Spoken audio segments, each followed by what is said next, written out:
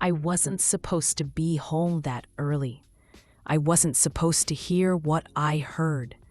And I certainly wasn't supposed to learn the kind of truth that changes the way you see someone forever.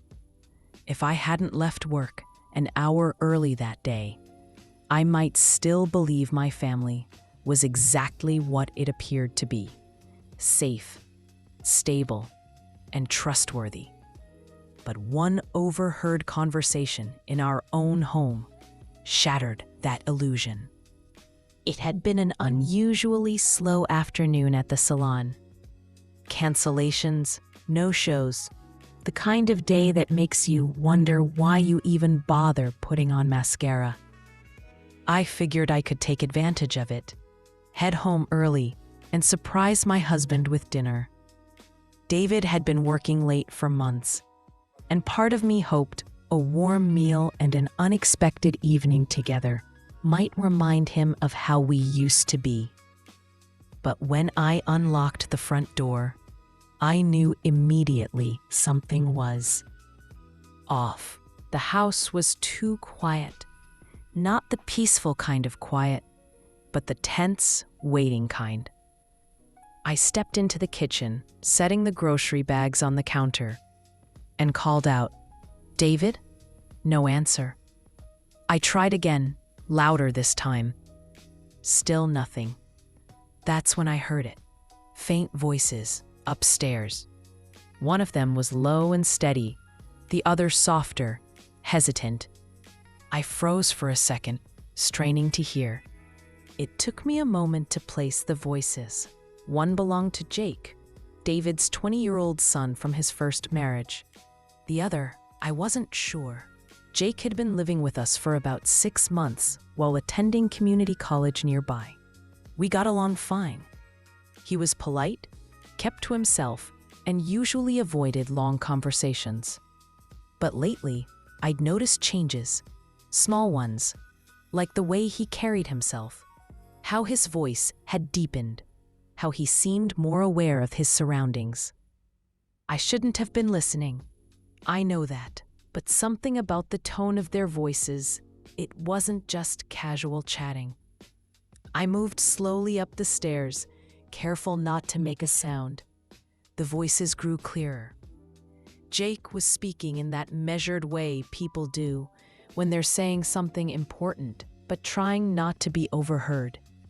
When I reached the top, I realized the sound was coming from Jake's room. The door was slightly open, and I could see just enough to catch a glimpse of him sitting at his desk, leaning forward, speaking into his phone. I couldn't make out every word, but I caught enough to make my heart skip. She doesn't know yet. No, I can't just tell her. He'd lose it if he found out.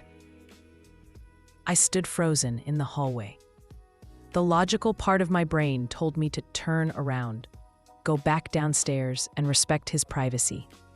But my gut, the same gut that had been quietly warning me for months that something was wrong, told me this was not just a private chat. Jake's tone was serious, almost urgent.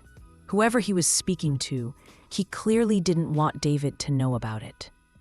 I stepped back quietly, careful not to be seen, and headed downstairs. My heart was beating faster than it should have been for something so ordinary. But it didn't feel ordinary.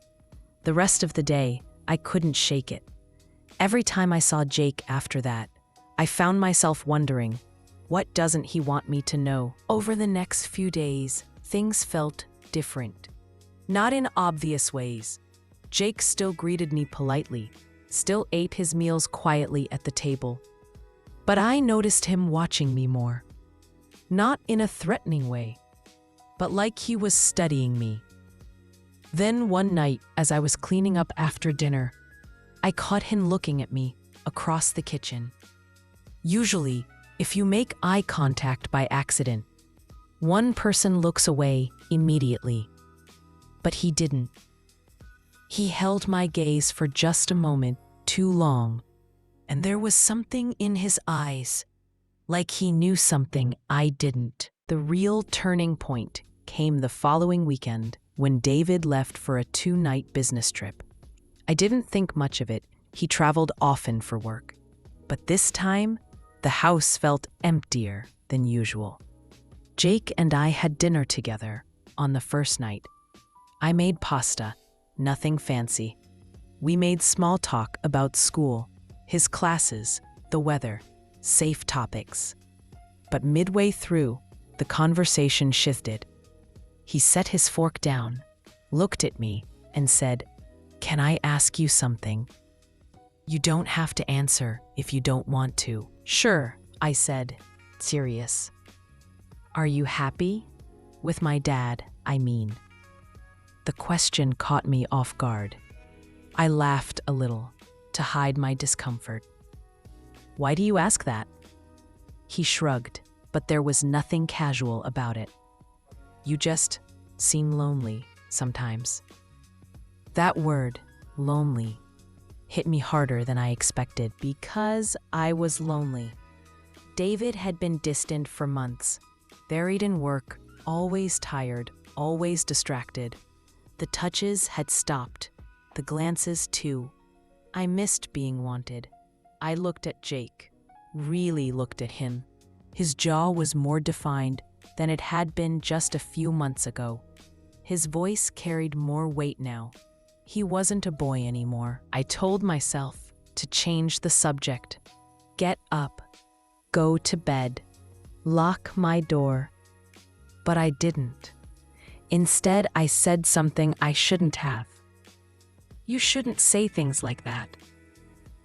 He tilted his head slightly. "Why not?" "Because I'm your father's wife." "I know," he said softly. Then, after a pause, "But that doesn't mean I don't notice things. Like how beautiful you are, how you bite your lip when you're nervous, how you never finish your wine." I looked down at the glass in my hand. My fingers were trembling. "Jake, this is complicated." He stood up slowly and walked toward me. My heart was pounding in my chest. He didn't touch me. Not yet.